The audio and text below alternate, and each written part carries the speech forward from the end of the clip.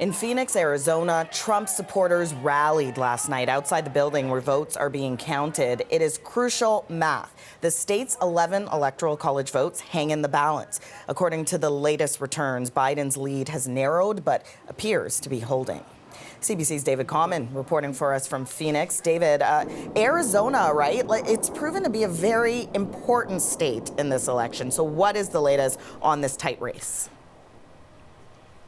It is tight, as you say, Asha, and getting tighter. As a result of counting that took place overnight, we now see, once again, fewer than 100,000 votes separating Joe Biden and Donald Trump. Biden continues to have the lead, but that lead has been narrowing as more of these ballots have been counted. Now, these are not ballots that were cast on Election Day. Those have all been counted. They're mail-in ballots, provisional ballots, other ballots that still have to be counted. While I say there's less than 100,000 vote difference between them, there's still, at least 300,000 votes that still need to be counted right around this state. That process continuing today. And so what is a tight race is continuing to be tight as that vote count process continues. And we've seen election tensions boiling over in Phoenix. I mean, I was checking your updates on Twitter. We've seen it on TV. You were at that protest outside the vote counting center last night. Tell us what happened. Absolutely. It actually began with a smaller group that made its way inside the vote count center and were alleging that their votes had been disqualified. There's actually a way for voters in this state to be able to see whether they've been disqualified, so it's possible that that did happen.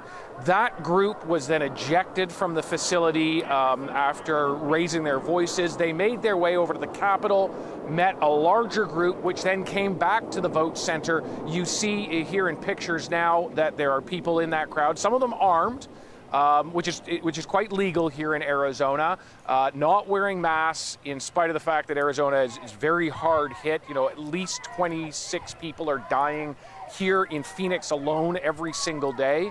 But besides the COVID issue, the primary issue for this crowd is they believe that their votes are being thrown away, cast aside, disqualified, and they believe Donald Trump should be elected here in this state.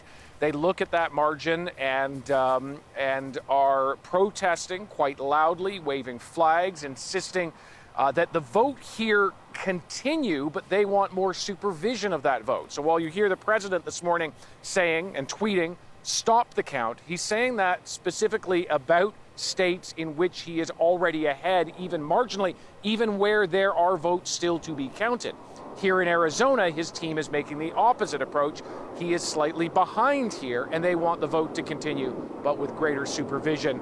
Certainly quite a bit of tension there last night. No violence that we saw, but there were instances of yelling back and forth between Joe Biden supporters and Donald Trump supporters in other parts of the city, sometimes quite loud and quite tense. Well, it's good that it did not escalate because, as you were mentioning, I mean, that is an open carry state, right? So there were people there armed. Thanks, David. CBC's David Common reporting from Phoenix, Arizona.